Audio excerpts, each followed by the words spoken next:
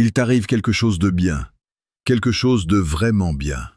Une relation qui commence différemment des autres, un projet qui prend forme exactement comme tu l'avais espéré. Une période de ta vie où, pour la première fois depuis longtemps, tu pourrais presque te permettre de croire. Et là, quelque chose en toi commence à travailler. Discrètement d'abord, une petite voix, un doute qui ressemble à de la sagesse. Une distance que tu poses, que tu appellerais prudence si quelqu'un te posait la question. Mais au fond, tu sais. Tu sais que tu n'es pas prudent. Tu sais que tu n'es pas sage. Tu sais que tu sabotes. Et la chose la plus étrange, la plus déstabilisante dans tout ça, c'est que tu le regardes faire. Comme de l'extérieur, comme si une autre partie de toi tirait les ficelles pendant que toi tu observes, impuissant, les mains légèrement levées, incapable d'arrêter ce que tu es pourtant en train de faire toi-même. Tu envoies un message froid. Tu crées une dispute là où il n'y avait rien. Tu procrastines sur quelque chose qui t'importait vraiment. Tu dis non à une opportunité en te convainquant qu'elle n'était pas si bien. Tu disparais juste au moment où les choses auraient pu vraiment commencer. Et après vient cette douleur particulière, cette honte mêlée d'incompréhension. Pourquoi j'ai fait ça? Qu'est-ce qui me t'a pris? Pourquoi je détruis toujours ce qui pourrait me rendre heureux? Je veux t'arrêter là, juste là, sur cette question. Parce que cette question, la manière dont tu la poses, contient déjà une erreur fondamentale. Et cette erreur te coûte énormément. Tu penses que tu es en train de te détruire. Tu penses qu'il y a quelque chose de cassé en toi. Tu penses que cette tendance est une pathologie, un mystère honteux, la preuve que tu es fondamentalement incapable de bonheur. Ce n'est pas ça. Ce n'est vraiment pas ça. Laisse-moi te dire ce que je vois quand je regarde ce que tu appelles ton sabotage. Je vois quelqu'un qui a appris très tôt, très tôt, que les choses bien ne durent pas, que le bonheur est une promesse qui finit par trahir, que s'abandonner à quelque chose de beau, c'est offrir une arme à quelque chose qui viendra te blesser plus tard. Je vois quelqu'un qui a été déçu, peut-être souvent, peut-être profondément, peut-être par quelqu'un dont il ne pourrait jamais dire à voix haute à quel point la déception a été grande. Je vois quelqu'un dont l'inconscient a construit patiemment, au fil des années, un mécanisme de protection extraordinairement sophistiqué. Un mécanisme dont l'objectif unique est de ne plus jamais se retrouver dans cette position-là. Cette position d'avoir cru, d'avoir ouvert, d'avoir espéré, et d'avoir tout reçu en pleine figure. Alors l'inconscient a trouvé une solution radicale certes, brutale parfois, mais une solution. Si tu détruis les choses bien avant qu'elles te détruisent, tu ne seras plus jamais surpris, tu ne seras plus jamais trahi, tu ne seras plus jamais cette version de toi-même qui croyait, qui s'est ouvert, qui a fait confiance et qui a tout perdu. Ce n'est pas de la folie, ce n'est pas une pathologie sans nom, c'est de la survie. C'est ton psychisme qui fait exactement ce pour quoi il a été programmé, protégé, à tout prix, même au prix du bonheur. Tu n'es pas brisé, tu es protégé. La nuance est énorme. Jung appelait cela un complexe. Pas au sens où on l'utilise dans le langage courant, pas avoir des complexes comme on dit. Un complexe, au sens de Jung, c'est quelque chose de précis. C'est un nœud d'émotions, de mémoire et de croyances qui s'est formé autour d'une blessure centrale. Un nœud qui a sa propre logique, sa propre énergie, sa propre voix intérieure, et qui agit. Il agit souvent sans que tu le décides. Il prend le volant, il envoie ce message froid à ta place. Il crée cette dispute à ta place. Il dit non à cette opportunité à ta place. Et toi, tu te retrouves à regarder les conséquences en te demandant comment tu as atterri là. Le complexe autour du mérite, et c'est souvent lui qui est en jeu dans ce type de sabotage, s'est construit à partir d'un apprentissage fondamental. Peut-être que dans ton enfance, l'amour était conditionnel. Il fallait mériter, il fallait faire, il fallait être suffisamment bien. Et même quand tu l'étais, même quand tu faisais tout ce qu'il fallait, il n'arrivait pas toujours. Alors quelque chose s'est consolidé. Une croyance profonde, prélinguistique. Une croyance qui n'est même pas formulée en mots dans ta tête. Elle est dans le corps, dans les épaules qui se contractent, dans la gorge qui se serre, dans l'étrange inconfort que tu ressens quand quelqu'un te dit vraiment du bien. Cette croyance dit ceci: je ne mérite pas vraiment les bonnes choses. Pas parce que tu es mauvais, pas parce que tu es insuffisant, mais parce que quelque part, très tôt, on t'a appris, sans le dire avec des mots, que le bonheur n'était pas pour toi de la même façon qu'il l'est pour d'autres. Que tu devais travailler plus fort pour l'avoir, que tu devais te méfier quand il arrivait trop facilement, que s'il était là, c'est qu'il manquait quelque chose, un piège, une erreur, un malentendu qui allait se corriger. Et le complexe, ce nœud interne, il a enregistré tout ça. Alors quand quelque chose de bien arrive, quand quelqu'un t'aime vraiment, quand une opportunité semble taillée pour toi, le complexe ne dit pas « enfin », il dit « attention ». Il y a une image que je voudrais que tu gardes avec toi. Imagine une maison, pas n'importe quelle maison, la maison dans laquelle tu as grandi intérieurement, la maison de tes premières empreintes émotionnelles.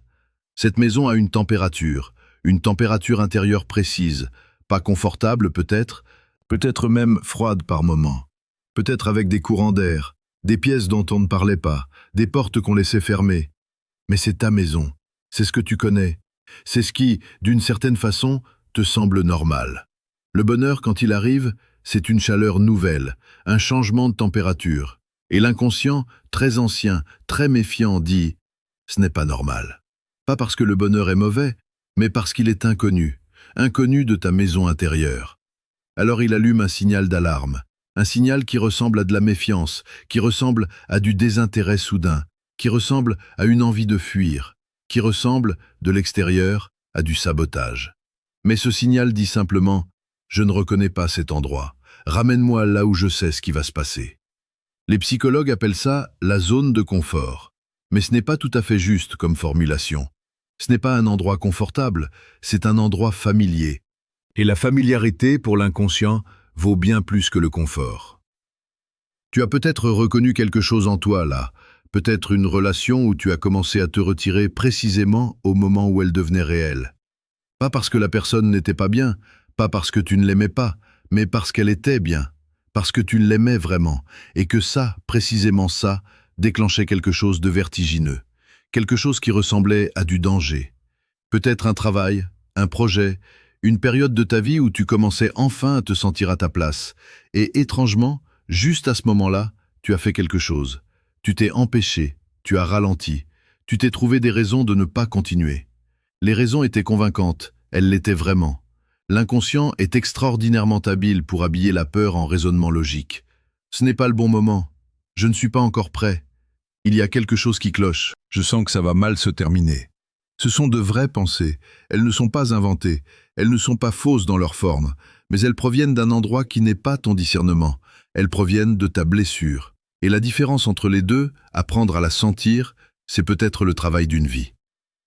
Jung avait une façon de parler de la psyché qui me touche profondément. Il disait que nous avons tous en nous des aspects de nous-mêmes que nous avons dû mettre à l'écart. Des parties que nous avons jugées inacceptables, trop vulnérables, trop désirantes, trop ouvertes, trop faciles à blesser. Ces parties, il les appelait l'ombre. Pas l'ombre au sens de quelque chose de mauvais, l'ombre au sens de ce qui est hors de la lumière, ce qui n'est pas regardé, ce qui n'est pas reconnu. Et dans le sabotage, dans ce mouvement que tu fais quand quelque chose de bien arrive, il y a souvent une partie de toi dans l'ombre qui n'a jamais appris à recevoir. Une partie qui a été formée si tôt dans la non-réception qu'elle ne sait littéralement pas comment se tenir face à quelque chose de bon, face à l'amour sans condition, face à la réussite sans sacrifice préalable, face à la joie sans contrepartie. Cette partie ne sait pas comment faire, alors elle fait ce qu'elle sait faire, elle s'écarte, elle crée de la distance, elle revient à ce qu'elle connaît. Reconnaître cette partie de toi, c'est déjà un acte immense. Pas la juger, ne pas lui dire qu'elle a tort, ne pas essayer de la faire taire, mais la voir, lui dire « Je te vois, je comprends d'où tu viens, je comprends pourquoi tu fais ça, et je ne suis plus obligé de te laisser conduire. » Il y a une autre dimension dont je veux te parler, elle est plus délicate, plus difficile à accueillir peut-être. C'est la question du mérite. Pas au sens moral. Je ne parle pas de savoir si tu es une bonne ou une mauvaise personne. Je parle de cette croyance viscérale. Celle qui n'est pas dans la tête, mais dans le ventre, qui dit que tu n'as peut-être pas le droit à la version entière des choses. La version entière de l'amour. La version entière de la réussite. La version entière de la joie. Il y a des gens qui grandissent avec une relation simple au bonheur. Le bonheur arrive, ils le reçoivent. Ce n'est pas arrogance, ce n'est pas inconscience. C'est simplement qu'on ne leur a jamais appris que leur existence devait s'excuser. Et puis il y a les autres, ceux pour qui être heureux implique un doute sous-jacent. Est-ce que je le mérite vraiment? Est-ce que c'est vraiment pour moi? Qu'est-ce que je vais devoir payer pour ça? Ce doute-là, tu ne le choisis pas, il t'a été donné.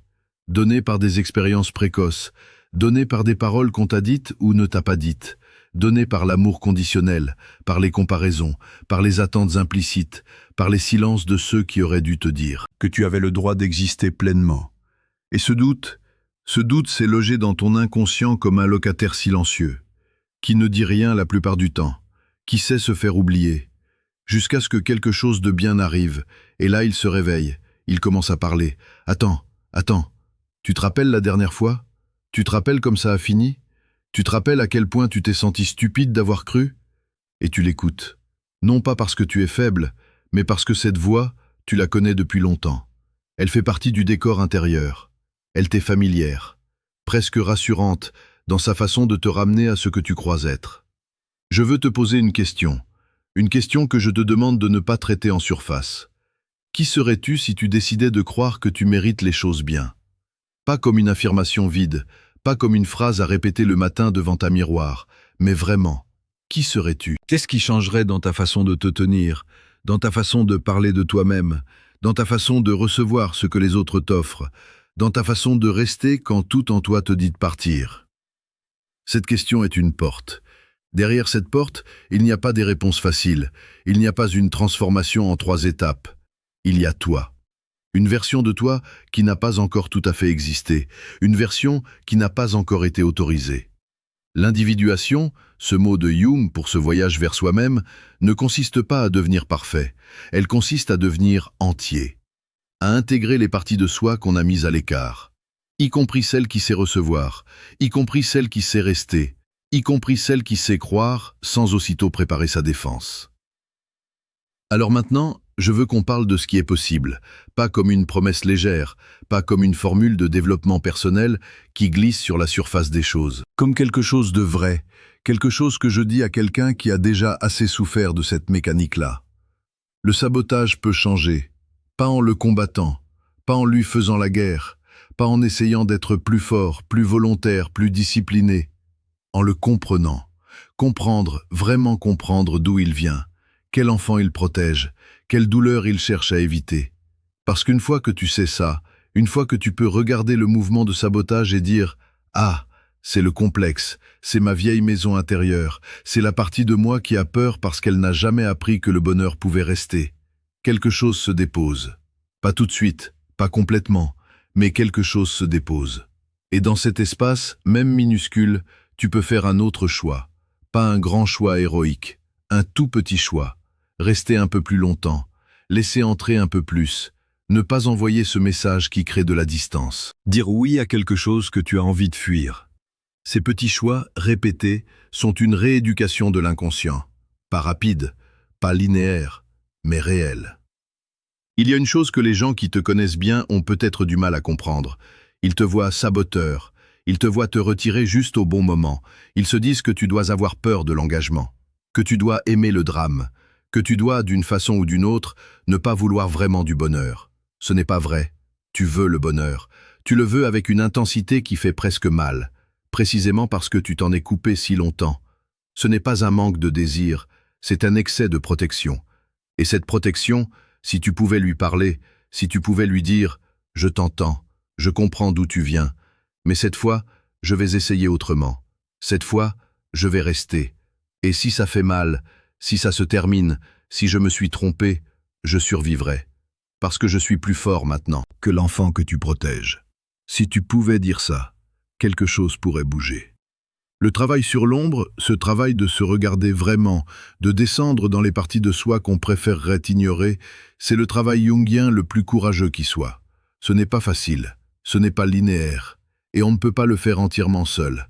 Pas parce qu'on est faible, parce que l'inconscient est aveugle à lui-même par définition. Il a besoin d'un miroir, un thérapeute, un espace, un accompagnement, ou parfois juste un début. Une compréhension qui ouvre une porte. Si cette vidéo t'a touché, va plus loin. J'ai écrit un guide complet sur ce sujet, ce que tu cherches en l'autre, 7 chapitres, 7 exercices jungiens pour comprendre tes relations amoureuses en profondeur. Le lien est en description. J'ai aussi écrit « Lis la vraie nature de quelqu'un en 7 signes, ce que l'ombre révèle dans les comportements quotidiens », un guide de psychologie jungienne appliquée. Le lien est en description. Je veux terminer sur quelque chose d'important, peut-être la chose la plus importante de tout ce que je t'ai dit. Tu n'as pas à être guéri pour mériter les bonnes choses. Tu n'as pas à avoir résolu ton complexe. Tu n'as pas à avoir compris d'où vient ton ombre. Tu n'as pas à être une version terminée de toi-même. Le bonheur n'est pas une récompense pour ceux qui ont fini leur travail intérieur. Il est disponible maintenant, dans cet état imparfait, avec ce bagage, avec ces mécanismes de protection encore actifs, avec cette voix qui dit encore parfois « méfie-toi ». La différence, c'est simplement de la reconnaître, de lui dire « je t'entends » et de choisir quand même, pas parfaitement, pas toujours, mais parfois. Et parfois suffit pour commencer. Les belles choses dans ta vie ne cherchent pas quelqu'un de parfait, elles cherchent quelqu'un de présent. La relation qui aurait pu grandir n'avait pas besoin d'une version de toi sans blessure, elle avait besoin d'une version de toi qui choisit de rester malgré la peur. L'opportunité que tu as laissée passer ne demandait pas quelqu'un d'entièrement confiant, elle demandait quelqu'un qui dit oui, même en tremblant. Ce courage-là, cette petite décision de ne pas fuir cette fois, de laisser entrer ce qui frappe à ta porte, c'est peut-être le seul travail qui compte vraiment. Pas le grand travail, pas la transformation spectaculaire, le tout petit geste quotidien de rester. Il y a une image que Jung utilisait pour parler de ce voyage vers l'intégration. Il parlait du nigredo, cette phase sombre, ce moment de dissolution où les anciennes formes se défont avant que quelque chose de nouveau puisse émerger. Ton sabotage peut-être, c'est ton nigredo. Ce moment où tu détruis ce qui pourrait être parce que tu n'as pas encore appris à tenir quelque chose de vivant entre tes mains. Mais le nigredo n'est pas une fin, c'est une alchimie. Quelque chose se transforme dans cette obscurité, quelque chose apprend. Et même si tu ne le vois pas maintenant, même si tout ce que tu perçois c'est la perte, les choses que tu as sabotées t'ont appris quelque chose. Sur ce dont tu as peur, sur ce que tu veux vraiment, sur l'endroit exact où ton travail intérieur t'attend. Je veux que tu penses à ce moment précis où quelque chose de bien était là, vraiment là, et où tu as senti ce mouvement en toi, ce léger recul, ce soudain désintérêt, cette dispute qui n'avait pas de raison d'être, ce message que tu n'aurais pas dû envoyer, cette décision de ne pas y aller. Je veux que tu regardes ce moment-là sans honte cette fois, pas avec résignation, pas avec la certitude que tu seras toujours ainsi, mais avec une curiosité douce. Qu'est-ce qui avait si peur? Qu'est-ce que cette partie de moi cherchait à protéger? Quel souvenir était là, invisible, en train de dicter mes actes? Ces questions ne te blessent pas, elles te renseignent. Et être renseigné sur soi-même, savoir pourquoi on fait ce qu'on fait, c'est le début de la liberté. Pas la liberté parfaite, la liberté réelle. Celle qui coexiste avec les peurs sans en être esclave. Il y a, quelque part en toi, une version qui a toujours su qu'elle méritait les choses entières. Pas à moitié, pas sous condition, pas dans la peur constante de la perte. Vraiment, entièrement, simplement. Cette version existe, elle a juste été couverte. Par des couches d'expérience, par des apprentissages précoces, par des mécanismes qui avaient leur raison d'être. Elle existe. Et chaque fois que tu choisis de ne pas fuir, chaque fois que tu laisses une chose bonne rester un peu plus longtemps, chaque fois que tu dis « cette fois, je vais essayer », tu dégages une couche, lentement, avec douceur, sans violence contre toi-même.